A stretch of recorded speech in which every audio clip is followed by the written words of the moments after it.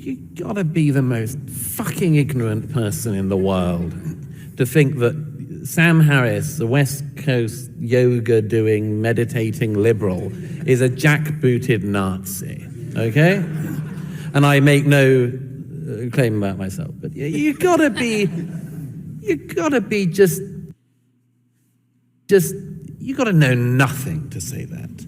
You gotta have not seen anything or been anywhere or read anything. Unless what you're trying to do is to clear out the decent liberal ground, okay? And that's what some people are trying to do. I see it all the time at the moment. It's like, we want to get rid of the voices who are plausible, so we'll make totally illegitimate claims about them being Nazis, fascists, white supremacists, and so on, in the hope that we'll throw enough mud at them that they're no longer in the debate. I say, again, you have no imagination of where this goes, because if you've heard people, this is another thing we've all seen all the time. When the mainstream media can run roughshod over somebody's entire life and career, and you see it happen, you become very doubting about the next times you see it happen with people who you don't know about.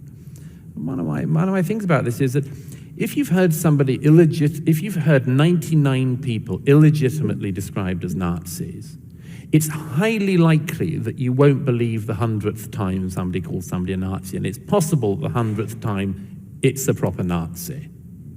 I saw this once in London, so I won't go on. I saw this once in London at a debate where a really stupid person I knew was sitting beside me in a debate, and somebody stood up and asked a question.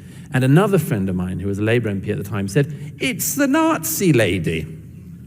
Okay. It was somebody who I won't name, but a friend of David Irving's, this person he pointed to. I read a piece by this really stupid person in the Telegraph 2 days later saying, "It's appalling. Everyone's calling each other Nazis these days when they disagree." No, she is a Nazi. She actually is a Nazi. But it was like she'd heard it so many times that she didn't believe it when somebody said, "Oh no, that's a well-known Nazi." And that's sort of where we are. And it worries the hell out of me. I mean, the continent I'm from, we've got some Nazis around, okay? They're like, a Golden Dawn in Greece is about as thuggish a fascist street movement as you can get in 21st century Europe. If you claim that there's basically no difference between Golden Dawn and Sam Harris, I think the only thing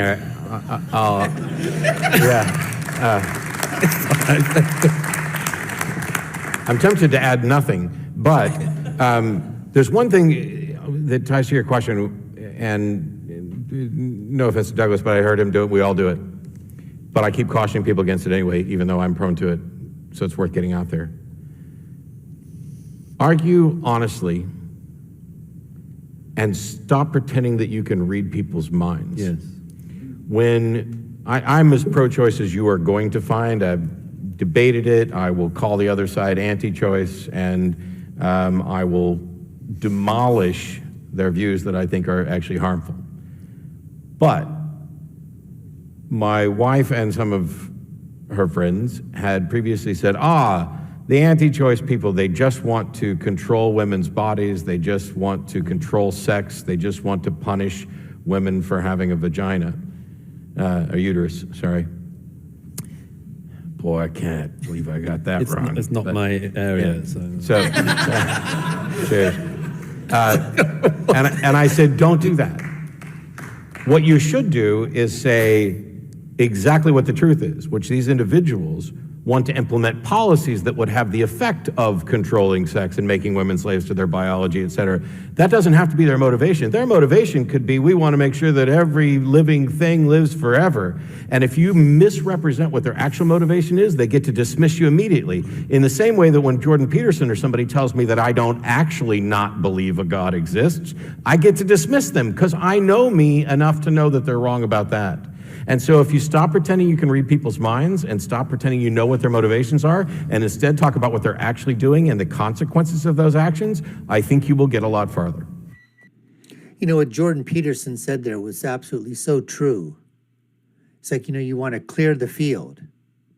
And who do you start with? Well, if you start with what you feel are the extremists, they're not going to stop. So you go after those that are the moderates. And like you said, Sam Harris, calling Sam Harris a Nazi.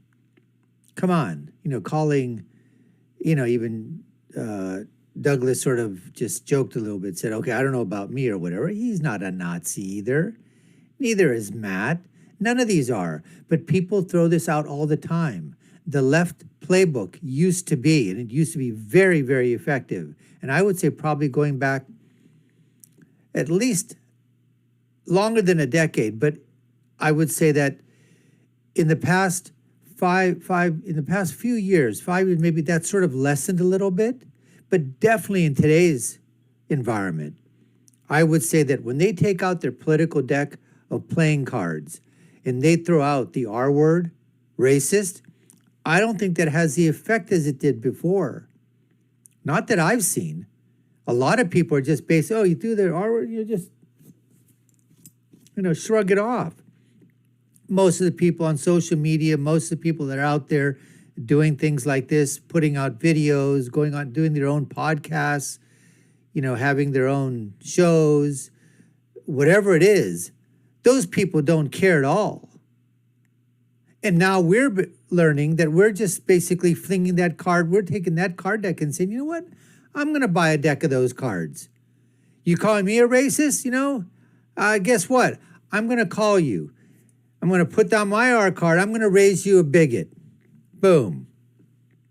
Now the new word is insurrectionist, right? They want to call anybody insurrection. That's the new word. Insurrectionist. That's starting to taper off, big time.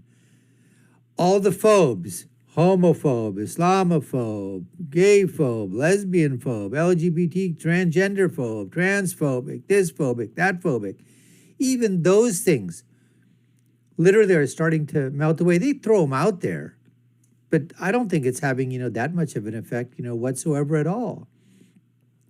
But what Douglas is saying is that they just trying to clear the field, clear the minefield out, throw anything out there and the mines will explode. And eventually one's going to get somebody.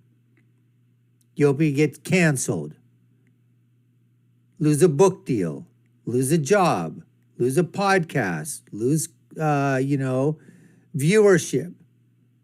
Anything that they can do to stop people. And they're using social media and they're using the mainstream media as their attack lapdogs, the alphabet networks, all kinds of pressure to bear. But it's really, I don't think it's having that much an effect. You still see Sam Harris out there. You still see Douglas Murray, Jordan Peterson, all these guys. They're all fighting the good fight. And there's so many out there to mention. But now Matt, just a little bit on Matt.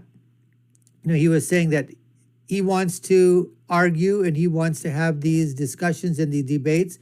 And he's talking about intellectual honesty, which is, I think, what you have to do. You have to be intellectually honest in your debates. And if you're intellectually honest in your debates and you're not hypocritical, you know what? Those are the kind of people that you want to find to discuss, that you want to debate, because they might have, their opinions are completely opposite yours. But at least the ground that they're standing on is firm. It's not quicksand. And the same goes for you on your side. You should also discuss debate from a position of intellectual honesty. Now, there's always going to be those times, okay? I'm not saying lying, absolutely not. But there's obviously going to be a time when that rhetoric is going to be bumped up a little bit. So I don't know if you can use that 100%, but intellectual honesty, discussing from there, standing your ground, maintaining your position, that's the way it's supposed to be done. Anyways, folks, we hope you appreciate what we have done for you here on this video, bringing it to you. You're watching the Dr. Nasir Shaikh Show. I've been your host, Dr. Nasir, and if you like our content, we'd love for you to subscribe to the channel if we've earned it. Like, share, and follow us. You all know what to do. Check out our other video links here and below.